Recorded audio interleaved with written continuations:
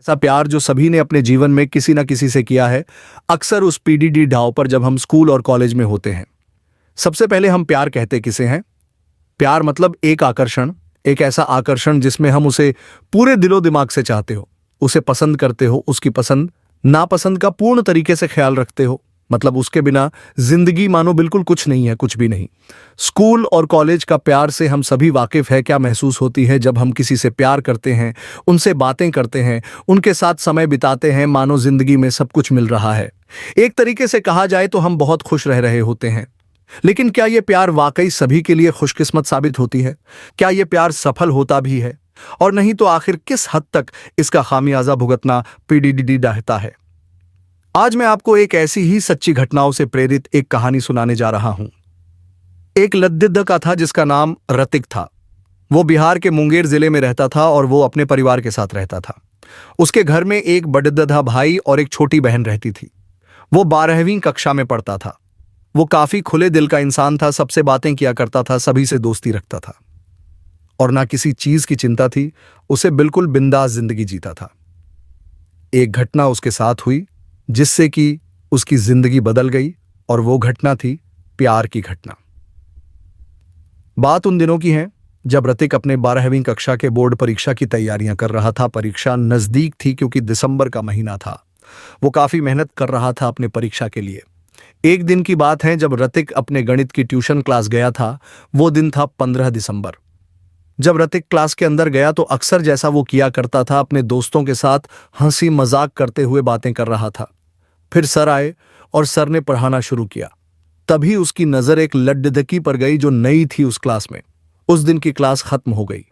धीरे धीरे 2 दिन 4 दिन बीतते गए। रतिक अपने में खुश था और एक दिन उस क्लास में बच्चे काफी कम आए थे क्योंकि ठंड बहुत थी। उस दिन सर ने ग्रुप वार्तालाप में पढ़ने की सलाह दी। उन सभी ने सहमति जताई और फिर वो सब बैठे।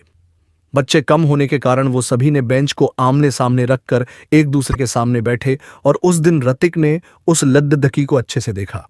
उस लद्दिद्दी का नाम स्वाति था। लेकिन रतिक ने बात नहीं की। शायद स्वाति को रतिक के साथ दोस्ती करनी थी। उसने रतिक से पहली बार बात की।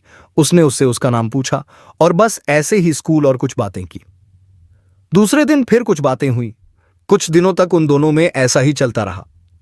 एक दिन स्वाति ने कहा, रतिक यार, मैंने तेरा नाम फेसबुक पर ढूंढा लेकिन तू मुझे मिला नहीं यार, तू मुझे फ्रेंड रिक्वेस्ट भेज दे। बस फिर वो दोनों में सोशल नेटवर्क्स पर अच्छी खासी बातें शुरू हो गई। एक रात जब वो दोनों बातें कर रहे थे, उन दोनों में बहुत अच्छे से बातें हो रही थी और फिर स्वाति ने सबसे पहले रतिक को कहा, मैं तुमसे प्यार करती हूं।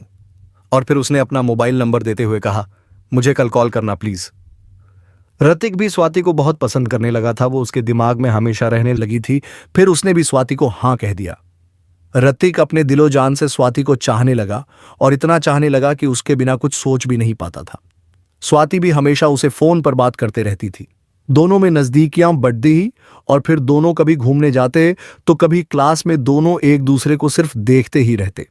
उन दोनों का घूमना फिरना, इतनी बातचीत से रतिक को गहरा असर हो रहा था। वो उसे और ज्यादा चाहने लगा था, इतना कि पागल हो गया था उसके प्यार में। और फिर महीनों बीतते गए और जैसे ही उन दोनों का बोर्ड परीक्षा खत्म हुई, तभी से स्वाति का अंदाज बदलने लगा। वो रतिक को धीरे धीरे नजरअंदाज करने लगी। फिर फोन कॉल्स कम हो गए और फिर उसने फोन करना बंद कर दिया। और इन सब से रतिक पागल हो रहा था। उसे समझ नहीं आ रहा था कि आखिर उससे क्या गलती हो गई है जो स्वाति ऐसा कर रही है। और फिर एक दिन स्वाति ने रतिक के दोस्त के द्वारा रतिक को एक संदेश दिया कि वो उसे भूल जाए। बस इतना सा बोलकर उसने रतिक से सारा संपर्क तोड़ दिए। रत एक ये जानने के लिए पागल था आखिर हुआ क्या है हमारे बीच। वो हमेशा स्वाति को फोन करता था लेकिन वो रिसीव नहीं करती थी और फिर उसने अपना नंबर भी बदल दिया और सोशल नेटवर्क पर भी ब्लॉक कर दिया। कई बार रतिक उसके घर पर भी जाने की कोशिश करता लेकिन जा नहीं पाता था। फिर उसके 12वीं का परिणाम आया और उसके पापा ने उसका नामांकन दिल्ली विश्वविद्यालय में करवा दिया। लेकिन वो लद्दाख यहां नहीं रह पाया। उसे यहां भी वो लद्दाख की याद आती थी, बिल्कुल रह नहीं पा रहा था। और उसने अपने घर वालों से कहा, मैं यहां नहीं पिया रह सकता, मुझे वहां पे रहना है। और उसने एक बहाना बना दिया कि उसे पेरहाई समझ में नहीं आ रही है और वो दिल्ली से चला गया वापस अपने घर। वो बहुत रोता था, दिन भर रोता था। बस एक बार बात कर लो, ऐसी मन्नतें मांगता था ईश्वर से। वो मन्नत मांगा करता कि मेरी बात करवा दो स्वाति से। वो रोज मंदिर जाता था, हमेशा रोते रहता था, और प्यार में जो पागलपन होता है उसने वो भी कर दिया, अपने शरीर को नुकसान पहुंचाता था। एक दिन उसे किसी तरीके से एक लड्डू दहाके से नंबर मिला स्वाति का, और फिर ऋतिक ने अपने नंबर से फोन ना कर उसे दूसरे नंबर से मैसेज किया कि आखिर तुमने ऐसा क्यों किया, बस इसका जवाब दे दो।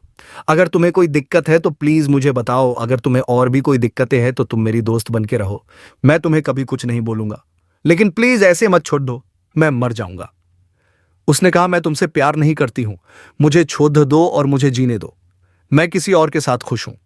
मैंने तुमसे कोई प्यार नहीं किया था, वो बस टाइम पास था, और वो जो मैंने तुम्हें लव यू कहा वो मेरी जिंदगी की सबसे बेडिडी भूल थी, और मुझे तुमसे दोस्ती करने में भी कोई इंटरेस्ट नहीं है, वो सब एक मजाक था। ऋतिक को बहुत बड़द्दा झटका लगा और वो जीने की उम्मीद छोड़ दे दी।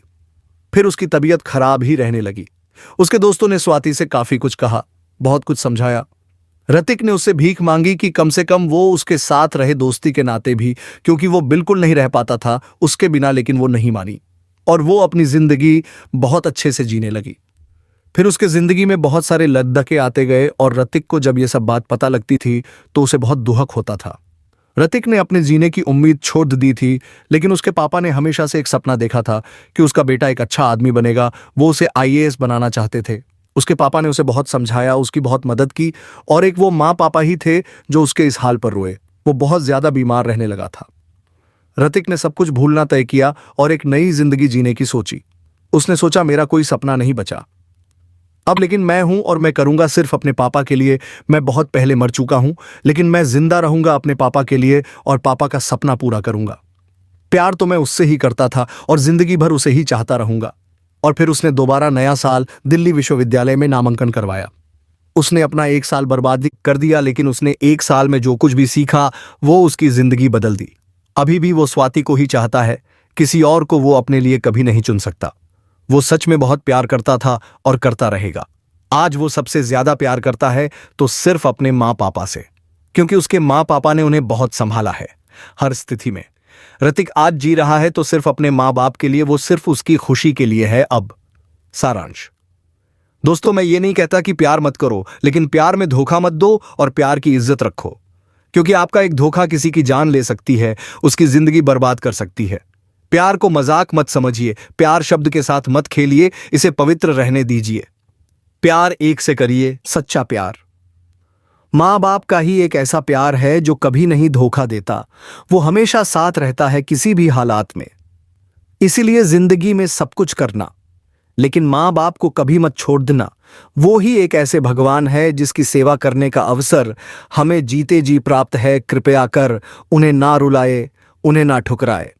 हमेशा अपने माँ बाप से प्यार करते रहे, क्योंकि वो है तो हम हैं। आज जो भी है सब उन्हीं की बदौलत से। उनकी इज्जत करे और हमेशा उन्हें खुश रखे।